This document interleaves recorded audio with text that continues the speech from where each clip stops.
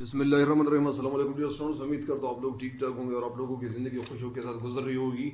और यही दुआएं हैं आप लोगों के लिए, अल्लाह ताला आप लोगों को कामयाबी दे और ऐसी कामयाबी दे कि वो कामयाबी खूबसूरत कामयाबी हो और अच्छी कामयाबी हो। तो आइए डियर, ये आज बंद नंबर 3 की तशरीह की तरफ बढ़ते हैं और शायद बंद नंबर 3 के साथ साथ बंद नंबर 4 की तशरीह भी शायद कर ले इंशाल्लाह। तो ये तो है।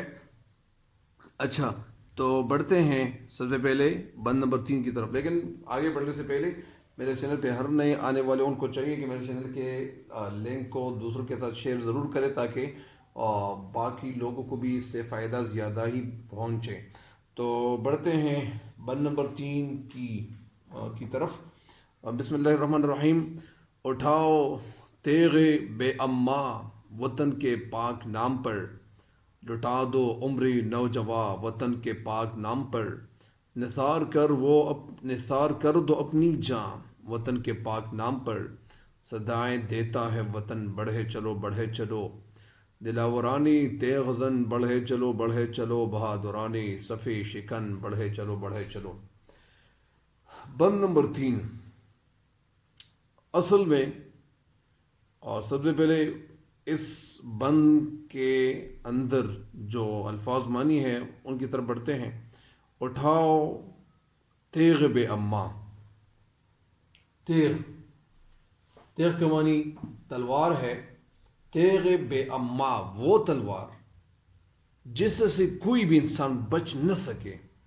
तेग बे अम्मा वो तलवार जिससे कोई बच न सके, वतन के नापाक नाम पर। लुटा दो उम्र नौजवान, यानी जो उम्र है, जो नौजवान, जो नए नए जवान लड़के हो गए हैं, लड़के नए नए नौजवान हो गए हैं, नए जवां हो गए हैं, कुर्बान कर दो, लुटा दो, कुर्बान कर दो, निसार कर दो वतन के पाक नाम पर। पाक यानी पाक, मुक़द्दस, तत्हीर, मुतहर, ताहिर। निसार कर दो अपनी जान, निसार के मानी कुर्बान करना, अपनी जान यानी अपनी जान का नजराना पेश कर दो वतन के पाक नाम पर। सदाए देता है वतन, सदाए यानी आवाज़ें लगाता है वतन, वतन आवाज़ें लगाता है, मिट्टी आवाज़ें लगाता है। बढ़े चलो यानी आगे बढ़ते जाओ, आगे बढ़ते जाओ। दिलावरान तेगज़न बढ़े चलो, और यानी ए दिलावर ओ बहादुर लोग, तेगज़न ओ तलवारे अपने हाथों में थामने वाले, आगे बढ़ो, आगे बढ़ो। बहादुरान सफ़ शिकन, और सफ़ शिकन सब तोड़ने वाले, ए बहादुर सफ़ को तोड़ते बाहर यानी आगे की तरफ बढ़ते जाएं। तो इस का मफहूम कुछ इस तरह है। उठाओ तेग बे अम्मा वतन के पाक नाम पर, ए मुसलमान नौजवान तू। इस सबसे पहले मैं इसका मफहूम बता दूं। इसका मफहूम कुछ यूँ है कि ए मुसलमान नौजवानों, तुम लोग तलवारें उठाओ और तलवारें उठाकर अपनी इस प्यारी मिट्टी पे अपनी जान कुर्बान कर दो, अपनी जान का नजराना पेश कर दो और मैदान में उतर जाओ। मैदान में जब तुम उतरोगे और अपनी जान का नजराना पेश करोगे तो वतन को, वतन की आंखें या वतन में जो मौजूद लोग हैं उनकी आंखें वो दूसरों के साथ यानी मिलाने के काबिल हो जाएंगी। यानी वो लोग जो अल्लाह की राह में वो जिहाद करते हैं, वो लड़ते हैं, अगर वो जिंदा सलामत आ गए तो उनको गाजी ही कहेंगे, और अगर उनकी वहाँ जान चली गई तो वो जान जब चली जाएगी तो हम उनको शहीद कहेंगे। तो इसी वजह से इसका मफहूम कुछ यूँ है कि ए मुसलमान नौजवानों, अपने हाथों में तलवारें उठाओ, आगे बढ़ते जाओ अपने इस पाक वतन पे, इस पाक मिट्टी पे अपनी जान का नजराना पेश कर दो। और जब जान का नजराना पेश करेंगे, मैदान में उतरेंगे तो सदाए देता है वतन, और ये जो वतन है तुझे आवाज़ें दे रहा है कि ए नौजवान, तू अपनी इस उम्र को, अपनी इस नौजवानी को, अपनी इस ताकत को, अपने इस जज्बे को अपने इस मुल्क पे निछावर कर दो, कुर्बान कर दो। और यही ये मुल्क आपसे यही तमन्ना भी रखता है, यही उम्मीदें भी रखता है। ये तो था इसका मफहूम। और यानी आगे बढ़ते जाओ और कामयाबियाँ समेटते जाओ। अभी शेर की तशरीह की तरफ, इस बंद की तशरीह की तरफ बढ़ते हैं। इस बंद की तशरीह में शेर कुछ यूँ कहना चाहते हैं कि शायर वतन के नामूस पर, शायर वतन के नाम पर خاطر لڑنے والے مجاہدوں سے مخاطب ہو کر کہتے ہیں کہ اے وطن کے بہادروں، وطن کے پاک اور جو متبرک نام ہے، اپنی وہ تلوار اٹھاؤ، اپنے پاک مقدس نام پہ، اپنے ملک کے پاک مٹی پہ اپنی وہ تلوار اٹھاؤ جس کی تیزی اور جو کاٹ ہے، وہ جو تیزی ہے، اس تیزی سے، اس تلوار کی تیزی سے، یعنی وہ تلوار ایسی تلوار اٹھائیں کہ ان تلواروں کی تیزی سے کوئی بھی بچ نہ سکے، یعنی تیرے سامنے جو بھی آئیں تو وہ بچ نہ سکے۔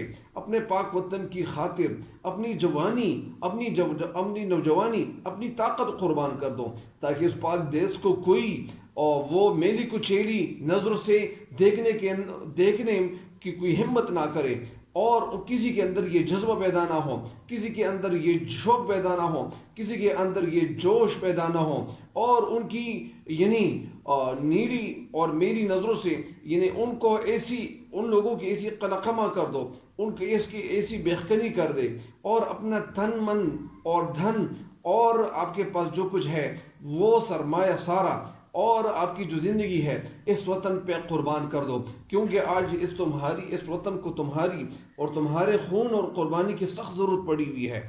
یہ وطن تمہیں پکار رہا ہے، تمہیں دعوت دے رہا ہے کہ آگے کی طرف بڑھتے جاؤ، اور یہی آواز دے رہا ہے کہ آگے بڑھو، اور اے شمشیر اے تلواریں پکڑنے والے بہادروں، آگے بڑھتے جاؤ، اے دشمن کی صفیں توڑنے والے بہادروں، آگے ہی بڑھتے جاؤ، آگے سفر کرتے جاؤ، اور پیچھے کی طرف مڑ کے بالکل نہ دیکھیں، کیونکہ تمہیں آگے بڑھنا چاہیے اور کامیابیاں سمیٹنی چاہیے۔ تو یہ تو تھی اس کی تشریح، اس بند کی تشریح۔ ایک دفعہ پھر اگر آپ کو میں سنا دوں، لیکن اس بند کی تشریح مکمل ہو گئی ہے، اور اگلے بند کی تشریح کی طرف بڑھتے ہیں۔ اگلا بند کیا ہے؟ جو آخری بند ہے اس بند کی تشریح کی طرف بڑھتے ہیں۔ تو اس طرح یعنی اختر شیرانی ہر شاعر وہ اپنے وقت میں مسلمان نوجوانوں کے اندر وہ جذبہ اور جو آگے بڑھنے کا جو جذبہ ہوتا ہے وہ پیدا کرنے میں وہ تگ و دو کر رہا ہوتا ہے، تاکہ مسلمان وہ اپنے اس جذبے کو استعمال میں لا سکیں اور اس ملک کو اور اپنے ملک کو آزاد کرا سکے، تاکہ کوئی اور اس ملک کو میلی آنکھوں سے دیکھنے کی جرت بھی نہ کرے۔ تو یہی شاعر کے اندر، اور شاعر کی جو آنکھ ہے تو وہ بینا آنکھ تصور کی جاتی ہے، سمجھی جاتی ہے۔ اسی وجہ سے شاعر نے ہی کہا ہے کہ اے مسلمان نوجوانوں، آگے بڑھو اور اپنی جانوں کا نذرانہ پیش کرو، اور وہ لوگ جو تمہارے آپ سے آگے تھے اور جو آگے جو مسلمان تھے، تو وہ یعنی ان کا جو سبق تھا، یعنی جس طرح علامہ اقبال رحمۃ اللہ کی جگہ کہتے ہیں کہ سبق پھر پڑھ عدالت کا، شجاعت کا اور صداقت کا، لیا جائے گا تجھ سے کام دنیا کی امامت کا۔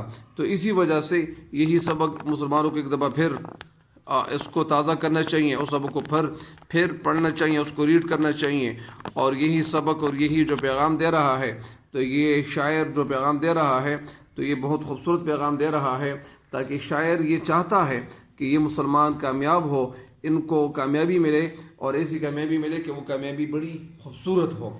تو اسی وجہ سے دوسرے بند کی تشریح کی طرف بڑھتے ہیں۔ سپاہیانہ زندگی جو قسمت سعید ہے، تو رزم گہ کہ موت بھی سپاہیانہ عید ہے، جیا تو فخری قوم ہے میرا، جیا تو فخر قوم ہے، مرا تو وہ شہید ہے، سروں سے باندھ کر کفن بڑھے چلو، دلاورانی تیغ زن بڑھے چلو، بہادرانی زب شکن بڑھے چلو۔ سپاہیانہ زندگی یعنی سپاہیوں والی زندگی جو قسمت سعید ہے، سعید کے معنی مبارک، برکت والی، قسمت یعنی خوش قسمت یہاں مراد ہے، سعید کے معنی سعادت کے معنی خوش نصیبی ہے اور خوش قسمتی، تو یہاں مراد اس کی خوش قسمتی ہے یا برکت والی زندگی ہے، برکت والی قسمت۔ تو رزم گاہ ہے، رزم گاہ کے معنی میدان، موت بھی سپاہیانہ عید ہے، عید خوشی، وہ خوشی جو بار بار آ جائے۔ یہ عید کو عید اس لیے کہتے ہیں کہ یہ عود کر آتی ہے، اسی وجہ سے اس کو بار بار عید کہتے ہیں۔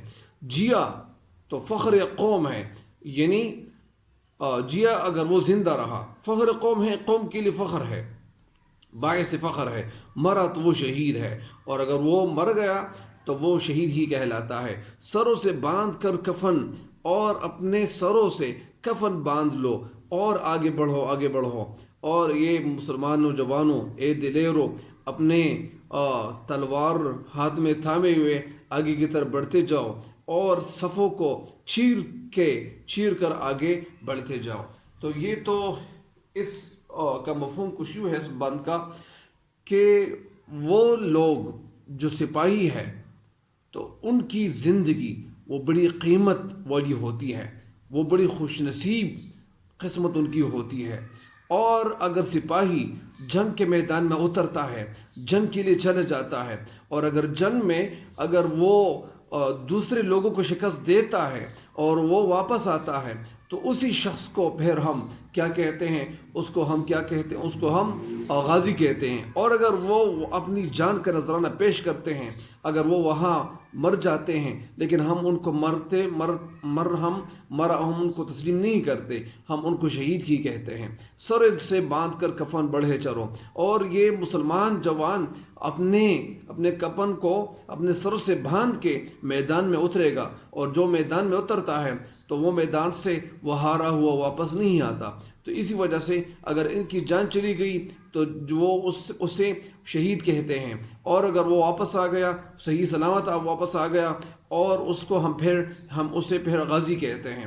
تو اسی وجہ سے یعنی یا غازی بن جا اور یا شہید ہو جا۔ تو اسی وجہ سے دلاوران تیغ زن بڑھے چلو، بڑھے چلو۔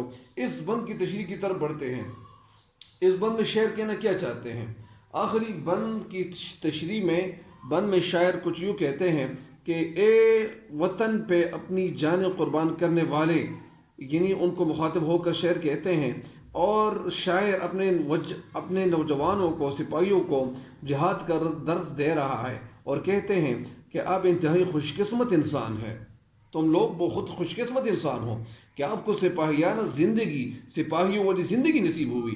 میدان جنگ میں اگر آپ میں کسی کو موت آ جائیں، میدان جنگ میں اگر کسی کو موت آ جائیں تو وہ سپاہیوں کی عید کی طرح ہوتی ہے۔ اگر کوئی مر جائے وہاں تو ان کے لیے وہ موت کیا ہوگی؟ وہ موت ان کے لیے عید سے کم نہیں ہوگی، وہ ان کے لیے عید کی طرح ایک خبر دینے والی ہوگی۔ اگر اب میدان جنگ سے وہ زندہ واپس آ گئے، اگر وہاں میدان جنگ میں آپ جنگ کرتے رہے، دوسرے لوگوں کے ساتھ لڑائی لڑتے رہے، اور کافروں کے ساتھ لڑائی لڑتے رہے، اور وہاں سے آپ صحیح سلامت واپس آ گئے، زندہ واپس آ گئے، تو ہم آپ کو غازی ہی کہیں گے، اور پوری قوم غازیوں پہ فخر اور خوشی محسوس کرے گی۔ اسی وجہ سے پوری قوم کے لیے وہ بات پھر فخر کا باعث بنے گی۔ اور اگر یہ لوگ مارے گئے تو شہید کے جو مرتبے ہیں، جو شہید کا جو ایک مرتبہ جو ان کو ملتا ہے، شہید کو جو مرتبہ ملتا ہے، تو ہم اسی مرتبے پہ تم لوگ سرفراز ہو جائیں گے، اور وہ مرتبہ تجھ ہی کو عطا کیا جائے گا۔ اس لیے آپ سروں پہ اپنا کفن باندھ کر جہاد کی بالکل تیاری کر لے، خود کو مستعد کر لے، خود کو ایکٹیو کر لے، خود کے اندر جذبہ بھر لے، اور آپ میری اور اسی وجہ سے یعنی آپ میری اس فوج کے وہ بہادر سپاہی ہیں، وہ سپاہی ہیں جن کی تلواروں کی تیز دھار، جن کی تلواروں کی تیزی دیکھ کر دشمن پہ خوف طاری ہوتا ہے، لرزہ طاری ہوتا ہے۔